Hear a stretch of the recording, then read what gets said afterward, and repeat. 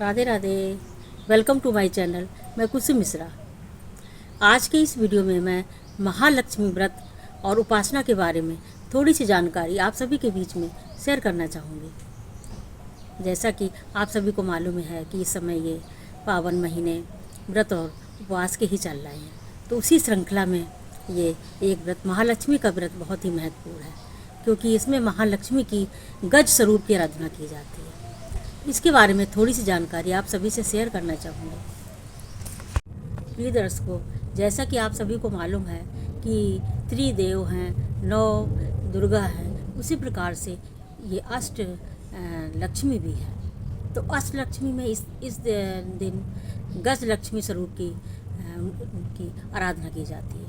गज स्वरूप की मतलब कि या दोनों तरफ हाथी हैं, बीच में लक्ष्मी माँ के ऊपर जल से उनका अभिषेक कर रहे हैं, इस रूप की इस दिन आराधना की जाती है।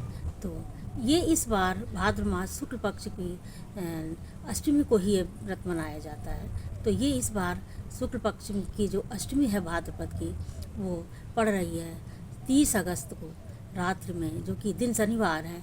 रात को 10:46 से प्रारंभ होगी, जो कि दूसरे दिन पूरे दिन रहते हुए रात्रि में 12:57 पर समापन हो जाएगा, और उस दिन रविवार पड़ेगा।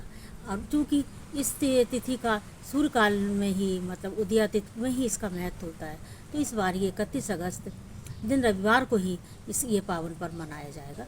तो ये पावन पर्व मनाने के लिए हमें क्या करना है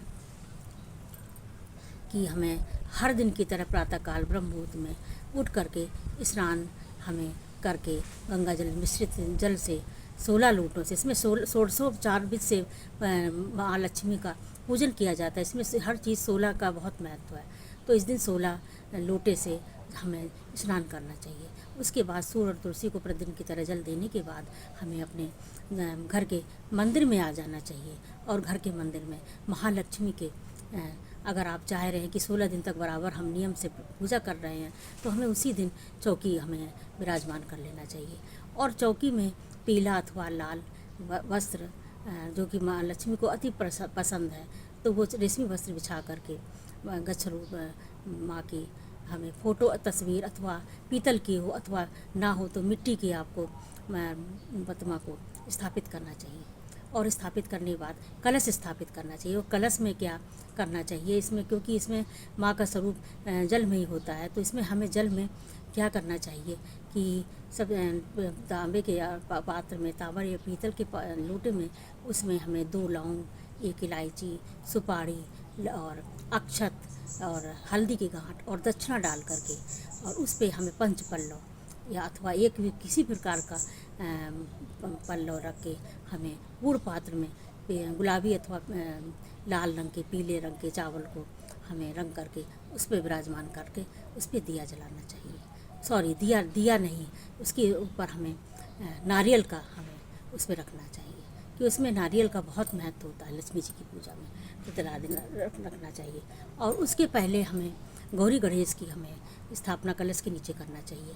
तो गौरी गणेश गणेश जी को आप सुपारी में भी इसमें आप मिला करके, कलावा मिला करके बना सकते हैं, अथवा उनकी मूर्ति भी रख सकते हैं। और गौरा जी को हमें हल्दी, मिट्टी अथवा गोबर अथवा सुपारी पर भी उनको हम विराजमान का रूप भी मान के हम उनको पान के पत्ते पे स्थापित कर देना चाहिए। और फिर उनकी सबसे पहले हमें पूजा करते समय सबसे पहले उन्हीं की हमें आराधना करना चाहिए। और आराधना गौरी गणेश की पूजा करने के बाद कलश की हमें पूजा करना चाहिए।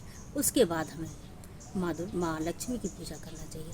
तो माँ लक्ष्मी के लिए हमें पंचामृत से और जल से हमें अभिषेक करना चाहिए।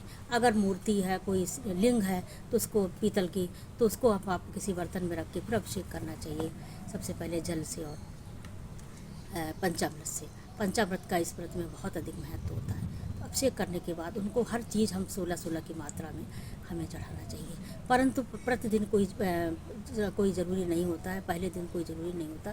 जिस दिन आखिरी दिन, जब 16वें दिन आप करेंगे, तब हर चीज़ 16 पुए है, 16 मिष्ठान, 16 फल, 16 पत्ती, 16 फूल, 16 अक्षत, हर चीज़ 16 में हमें 16 दुर्वा है, सब कुछ 16 चढ़ाना चाहिए। पान सुपारी हर चीज़ 16 भी उन पर हमें चढ़ाना चाहिए। परंतु पहले दिन कोई ज़रूरी नहीं होता, आप एक भी चढ़ा सकते हैं।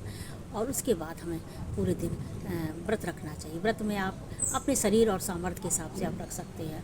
नियम तो होता है कि 16 दिन तक आपको फलाहार व्रत करना चाहिए बिना नमक का, परंतु आज के समय में शरीर स्वास्थ्य नहीं इतना अनुकूल है, तो आप एक समय अन्न अथवा पूरे दिन 15 दिन तक आप बिना व्रत के और सात्विक भोजन करते रहिए, और 16वें दिन आप व्रत रख सकते हैं। तो व्रत में रखने के उस दिन आप पूरी तरह से आप पूजा कर सकते हैं।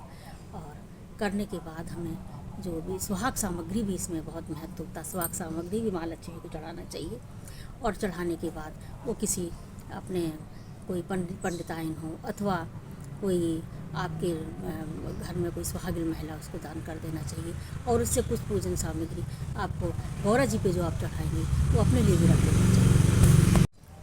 और साथियों, पहले दिन की पूजा में आपको एक 16 गांठ का एक धागा कलावा पे आपको बना लेना चाहिए। बड़ा सा गांठ ले करके उसमें 16 गांठ लगा के माँ उनको लक्ष्मी जी को समर्पित कर देना चाहिए, उसका भी पूजन करना चाहिए। और उस पूजन को पहले दिन ही उस धागे को अपने हाथ में गांठ ना लगा करके ऐसे ही लपेट लेना चाहिए अपने बाएं हाथ की कलाई में, और उसको 16 दिन तक धारण करते रहना चाहिए। और 16वें दिन उसको आप जब सारा सामान, जो पूजा की सामग्री, जो फूल माला आदि हैं, उनको जब विसर्जन करेंगे तो आप उस माला को भी, उस धागे को भी जो आपने 16 गांठ का बनाया है, उसको आखिरी दिन बहते हुए जल में उसको भी प्रभावित कर देना चाहिए। और उसमें पूजा करते समय जब आपका ये पूजन षोडशोपचार पूजन हो जाए तो महालक्ष्मी व्रत की जो कथा होती है उसको भी आप कर सकते हैं। अथवा आप कथा के साथ साथ आप जो लक्ष्मी जी का कनक धारा स्त्रोत है उसका भी आप प्रतिदिन पाठ कर सकते हैं। और उसके साथ में आप श्री सूक्तम है उसका भी पाठ कर सकते हैं, अथवा लक्ष्मी जी की चालीसा है उसका भी आप पाठ कर सकते हैं।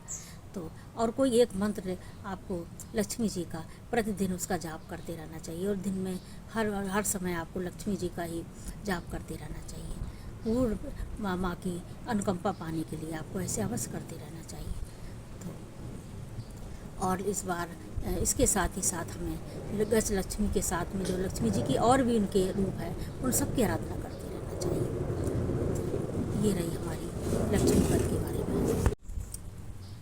और ये व्रत इस बार 21 अगस्त 2025 से प्रारंभ हो करके ये शुक्ल पक्ष की भाद्रपद की जो अष्टमी आती है, महालक्ष्मी का जो श्राद्ध होता है, श्राद्ध के बीच में आती है, तो उस दिन भी रविवार का ही दिन पड़ रहा है, तो तब तक इसका उस दिन पूर्ण विराम इसका होता है। तो ये रही हमारी थोड़ी सी जानकारी महालक्ष्मी के व्रत के बारे में। आपको हमारा वीडियो कैसा लगा? आप हमारे वीडियो को लाइक करिए, कमेंट करिए, शेयर करिए, और जो लोग अभी तक नए आए हुए हैं वो चैनल को सब्सक्राइब अवश्य कर दें। और आप लाइक अवश्य करिएगा, क्योंकि आपके एक छोटे से लाइक से हमें बहुत प्रेरणा मिलती है और हमारे लिए बहुत ही महत्व उसका रहता है। जो लोग नए आए हुए हमारे चैनल को सब्सक्राइब अवश्य कर दें। धन्यवाद। जय श्री राधे।